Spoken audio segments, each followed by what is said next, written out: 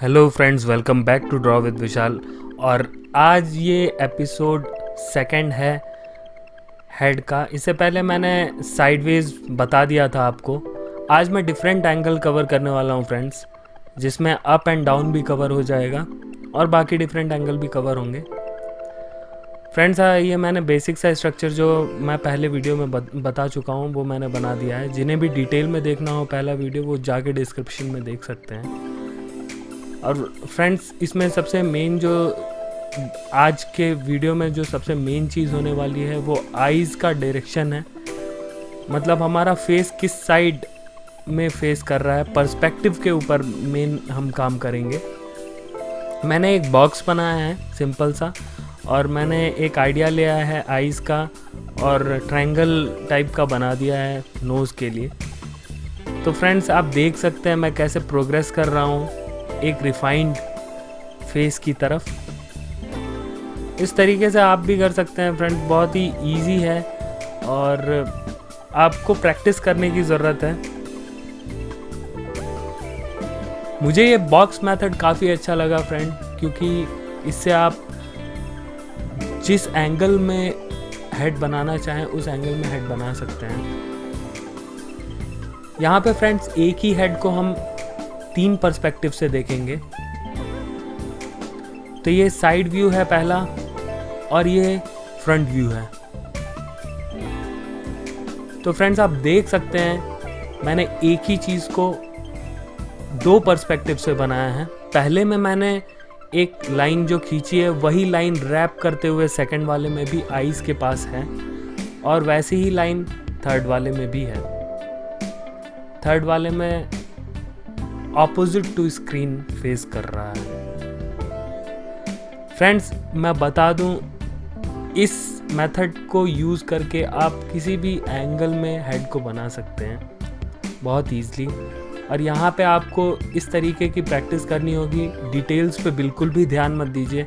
आप जिस तरीके के जितने भी डायनामिक, जितने भी अलग अलग एंगल में बना सकते हैं उस एंगल में बनाने की कोशिश करिए।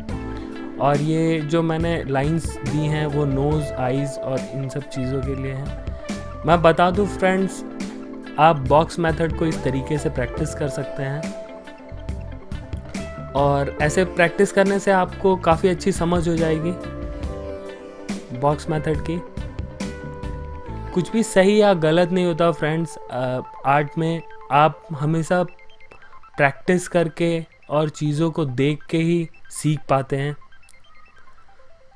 तो आपको पेशेंस के साथ देखना बहुत ज़रूरी है और ऑब्ज़र्व करना ही मेन चीज़ है। और मैं बताऊं फ्रेंड्स, आप इसमें काफ़ी हेल्प ले सकते हैं।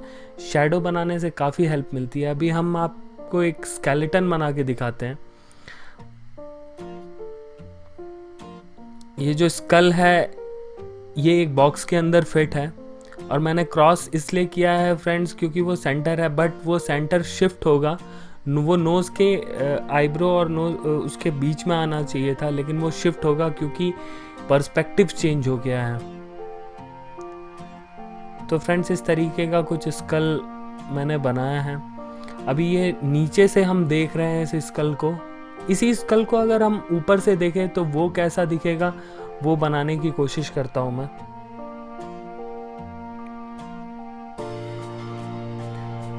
और फ्रेंड्स, यहाँ पे मैं बता दूं, आप जब इस तरीके के पर्सपेक्टिव ड्राइंग्स करते हैं तो आपकी ड्राइंग स्किल बहुत ही बेहतरीन तरीके से इम्प्रूव होती है। जब आप ऊपर से देखेंगे तो मोस्टली हेड का पार्ट बड़ा दिखेगा और बाकी फेशियल फीचर्स बहुत ही कॉम्पैक्ट हो जाएंगे।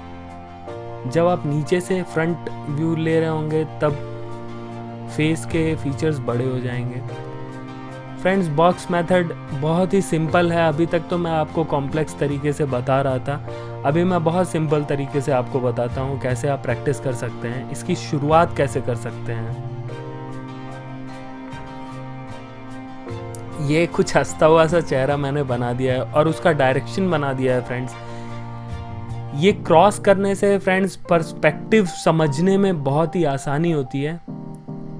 मैंने क्रॉस ऐसे ही नहीं किया है, उसका रीज़न है कि आपको पर्सपेक्टिव समझने में काफ़ी आसानी होगी। और ये एरोज़ भी आप बनाते रहिए जब भी आप प्रैक्टिस करें तो एरोज पक्का बना दीजिए, जिससे आपको पता चल पाए कि किस डायरेक्शन में फेस को आप रखना चाहते हैं। और फ्रेंड्स, मैंने ये एक सिमेट्रिकल तरीके से बॉक्सेस बना दिए हैं, कुछ अपवर्ड फेस कर रहे हैं, कुछ डाउनवर्ड और कुछ फ्रंट। तो फ्रेंड्स, यहाँ मैं कुछ भी डिटेल पे बिल्कुल भी फोकस नहीं कर रहा हूँ। मेरा मेन एम बस यही है कि आँख कहाँ पे है, मुंह कहाँ पे है और जॉ लाइन कैसी है और हेड का स्ट्रक्चर बनाना मेन मेरा मोटो है।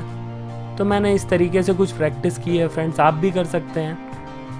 उम्मीद करता हूँ दोस्तों ये वीडियो आपको पसंद आया होगा, तो लाइक, सब्सक्राइब और कमेंट करना मत भूलना।